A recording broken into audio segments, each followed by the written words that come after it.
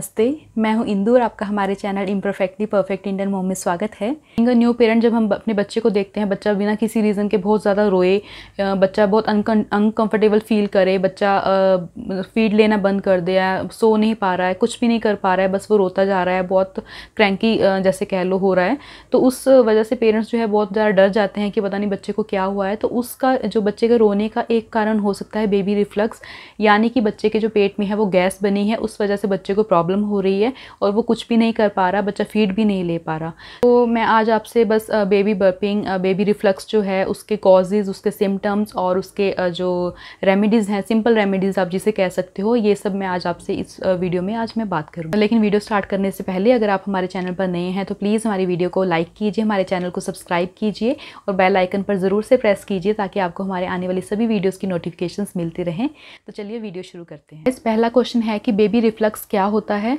यानी कि जो बच्चे मुंह से उल्टी निकालते हैं वो क्या होता है, वो किस वजह से होता है। तो बच्चे दूध पीते हैं, स्पेशली जो न्यू बॉर्न बेबीज़ होते हैं 0 to 6 मंथ्स की एज के बीच के जो बच्चे होते हैं, जब वो दूध पीते हैं तो वो चाहे वो ब्रेस्ट मिल्क हो या फिर फॉर्मूला मिल्क हो, दोनों ही केस में जब दूध पीते हैं तो साथ दूध के साथ वो कुछ जो एयर है वो स्वेलो कर लेते हैं, अपने अंदर जो हवा है वो ले लेते हैं। तो उस वजह से क्या होता है कि बच्चों के जो पेट में है वो गैस बन जाती है, गैस जो है वो ट्रैप हो जाती है, इकट्ठी हो जाती है, जो कि बच्चों को डाइजेशन में बाद में जब वो फीड लेते हैं तो डाइजेशन में उन्हें प्रॉब्लम होती है।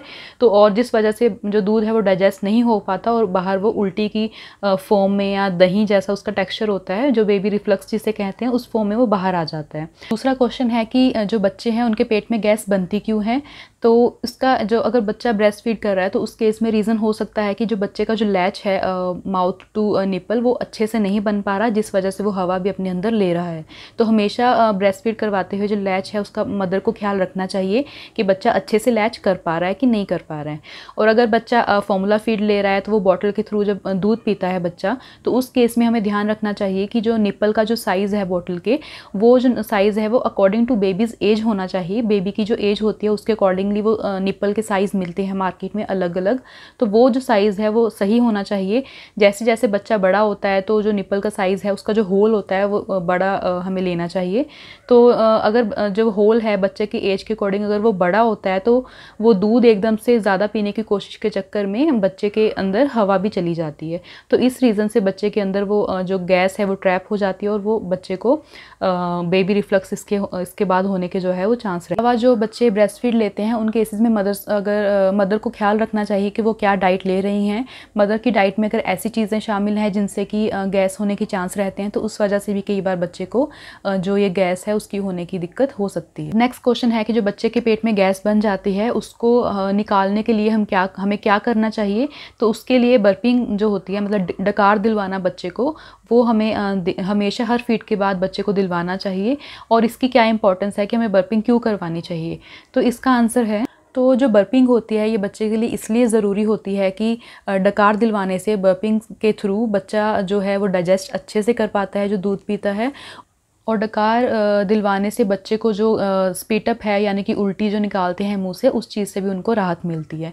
और ये जो बर्पिंग है ये उन बच्चों के लिए बहुत ही ज़्यादा फ़ायदेमंद है जिनको गर्ड की जो प्रॉब्लम होती है। गर्ड यानी कि गैस्ट्रो इसोफेगल रिफ्लक्स डिसीज़, ये उन बच्चों को होती है जिनका जो डाइजेस्टिव सिस्टम होता है वो कमज़ोर होता है। तो उन केसेस में जो बर्पिंग है बहुत ज़्यादा फ़ायदेमंद होती है बच्चों के लिए। नेक्स्ट क्वेश्चन आता है जो हमारे माइंड में कि हमें कैसे पता चलेगा कि बच्चे के पेट में गैस बनी है, यानी कि बच्चा ऐसे क्या इंडिकेटर्स हमें देता है जिससे हम पता लगा सकते हैं कि बच्चे को गैस की प्रॉब्लम हो रही है। बच्चा जब बहुत ज़्यादा रोता है, बच्चे को अनकम्फर्टेबल फील होता है, मतलब वो बहुत ज़्यादा क्रैंकीनेस शो करता है, बहुत परेशान रहता है, और बच्चा फीड लेना बच्चा बंद कर दे, और उसके अलावा बच्चा मुंह से बहुत ज़्यादा वो उल्टी जो दही जैसा होता है दूध वो निकालना शुरू करे, स्पीटअप्स करे, तो उन केसेस में अगर बच्चे को कोलिक है, कोलिक यानी बच्चे का जो एब्डोमिन जो एरिया है वहाँ पे बच्चा पेन फील करे हर फीड के बाद, क्योंकि उसे गैस की प्रॉब्लम हो सकती है, तो उस वजह से बच्चा बहुत ज़्यादा परेशान रहता है। तो ये सब जो सिम्टम्स अगर आपको इंडिकेटर्स बच्चा दे तो आप समझ लीजिए कि बच्चे को गैस की प्रॉब्लम हो सकती है। नेक्स्ट क्वेश्चन है कि ऐसी जो ये बर्पिंग है, मतलब बच्चे को जो डकार दिलवाना है, उसकी ऐसी कौन सी टेक्निक्स हैं जिन्हें हम फॉलो करें ताकि बच्चे का जो डकार बच्चा अच्छे से ले पाए और बच्चे को ये उल्टी वाली जो प्रॉब्लम है वो ना हो। गाइस, पहला तरीका है ओवर द शोल्डर। तो मैं आपको अगर डेमो शो करूं, बेटी के साथ मैं नहीं कर सकती हूं क्योंकि उसके साथ करना बहुत मुश्किल है वीडियो बनाना, तो मैं ये टेडी के साथ आपको करके बताती हूं।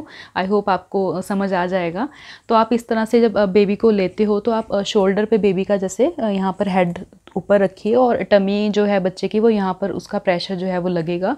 तो आप इस तरह से जब बच्चे को रखेंगे तो आप उसकी जो पीठ है, मतलब उसकी जो टमी पर थोड़ा प्रेशर फील हो तो आप उसके लिए पीठ पर आप धीरे धीरे या तो सहला सकते हो या फिर धीरे धीरे आप इस तरह से पैट कर सकते हो, यानी कि थोड़ा थपथपा सकते हो।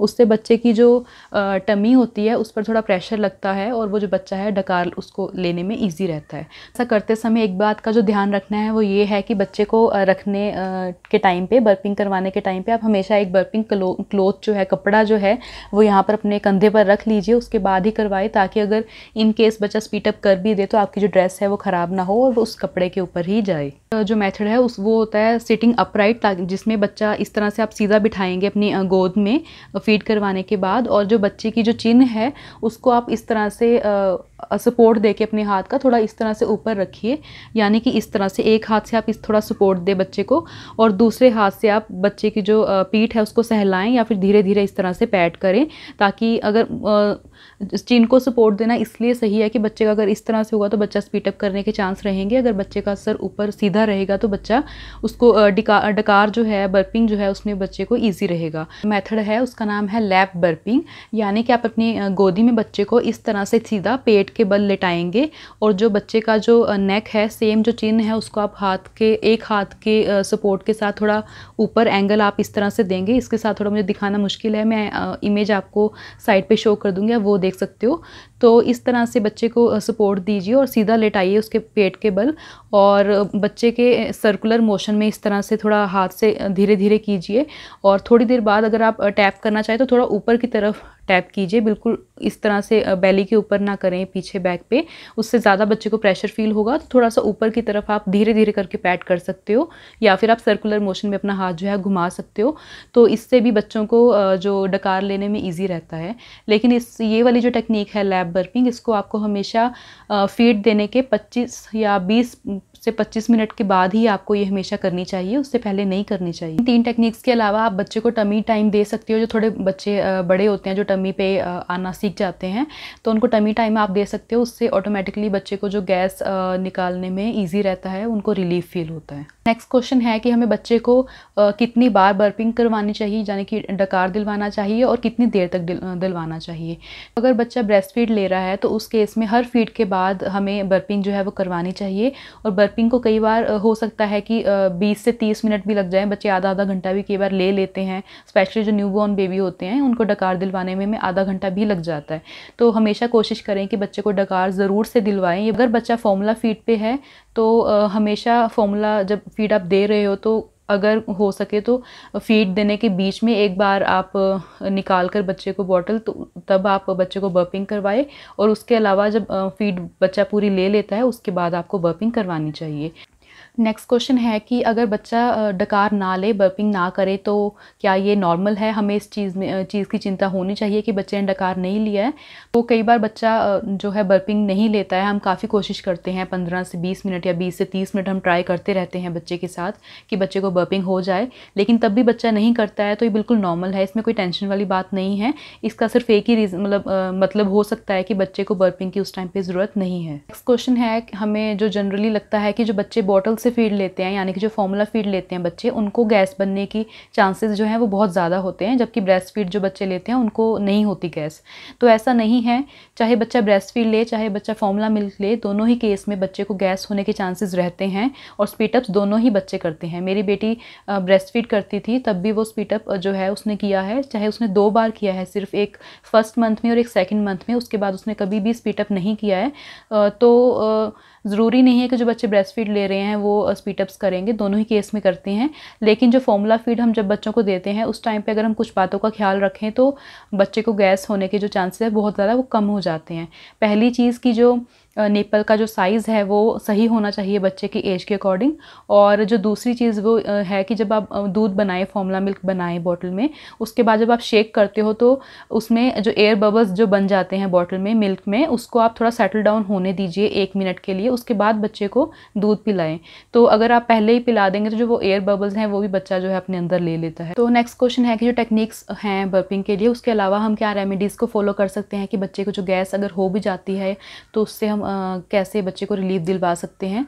तो पहली चीज़ है कि आप बच्चे को जो मसाज हमेशा दें, पूरी बॉडी की मसाज बच्चे के लिए ज़रूरी है, लेकिन जो पेट की मसाज है, कहते हैं पेट की, आप वो फॉलो कर सकते हैं। जो चीज़ है वो आप हींग का पेस्ट बच्चे के पेट के जो नाभि होती है उसके अराउंड आप सर्कुलर मोशन में आप लगा सकते हो। उसके लिए जस्ट आपको थोड़ा सा जो हींग है वो लेना है, गर्म पानी में आपको उसको मिक्स करना है, और मिक्स करने के बाद आप नाभि के अराउंड लगा सकते हो। या फिर मार्केट में जैसे हींग के इस तरह से बच्चों के लिए पेस्ट भी मिलते हैं, जैसे जो मुझे पता है वो ममा अर्थ का पता है, तो वो भी आप जैसे लगा सकते हो लेकर। अगर आप चाहो तो बच्चों को कॉलिक एड करके जो ड्रॉप्स आते हैं वो भी आप बच्चे को दे सकते हो, वो सेफ़ होते हैं बच्चों के लिए। हर डॉक्टर इसको रिकमेंड कर देता है बेबी के लिए, उससे बच्चे को डाइजेशन में हेल्प मिलती है। और उसके अलावा आप ग्राइप जो वाटर होता है वो भी बच्चों को दे सकते हो। क्वेश्चन आता है कि हमें कब ज़रूरत पड़ती है कि बच्चे को हम डॉक्टर के पास लेकर जाएँ। तो इसका आंसर है कि जब आप सभी टेक्निक्स आप फॉलो कर लीजिए बर्पिंग की, आप हमेशा बर्पिंग बच्चे को करवा रहे हो, उसके बाद भी बच्चे को प्रॉब्लम हो रही है, या फिर जो भी हमने रेमेडीज़ फॉलो जो हमने डिस्कस की उसको आप फॉलो कर रहे हो, उसके बाद भी बच्चे को प्रॉब्लम हो रही है, और बच्चा जो है दूध कितना पतला होता है, अगर वो बच्चा पूरा दूध ही बाहर निकाले हर फीड के बाद, अगर बच्चा दूध निकाल रहा है अगर, तो हमें डॉक्टर के पास जाना चाहिए। और अगर बच्चा फॉर्मूला फीड ले रहा है तो हमें एक बार ये ध्यान भी दे लेना चाहिए कि बच्चे को जो फॉर्मूला आप दे रहे हो वो वाला जो ब्रांड है वो बच्चे को सूट कर रहा है कि नहीं कर रहा है। लेकिन अगर ये सब करने के बाद भी अगर बच्चा हर फीड पे स्पीड अप करे तो, और बच्चे की जो आपको जो पोटी है, स्टूल है, उसमें भी अगर चेंज नज़र आए तो आपको, या जैसे ब्लड के अगर स्टेन्स आपको नज़र आएँ, या बच्चे को लूज़ मोशन हो रहे हैं, कॉन्स्टिपेशन की दिक्कत हो रही है, तो आपको डॉक्टर को कंसल्ट करना चाहिए। गाइस, ये सब इन्फॉर्मेशन थी, ये टिप्स थे, अल्टीमेट हैक्स आप कह सकते हो, जो हर न्यू पेरेंट्स को, न्यू मॉम्स को पता होने चाहिए। जो अगर आपको ये वीडियो हमारी अच्छी लगे, थोड़ी भी हेल्पफुल लगे, तो प्लीज़ इसे लाइक ज़रूर से कीजिएगा, चैनल को सब्सक्राइब ज़रूर से कीजिए, और बेल आइकन पर ज़रूर से प्रेस कीजिए ताकि आपको हमारे आने वाली सभी वीडियोस की नोटिफिकेशंस मिलती रहेंगी। Thank you so much for watching. See you in the next video. Bye bye.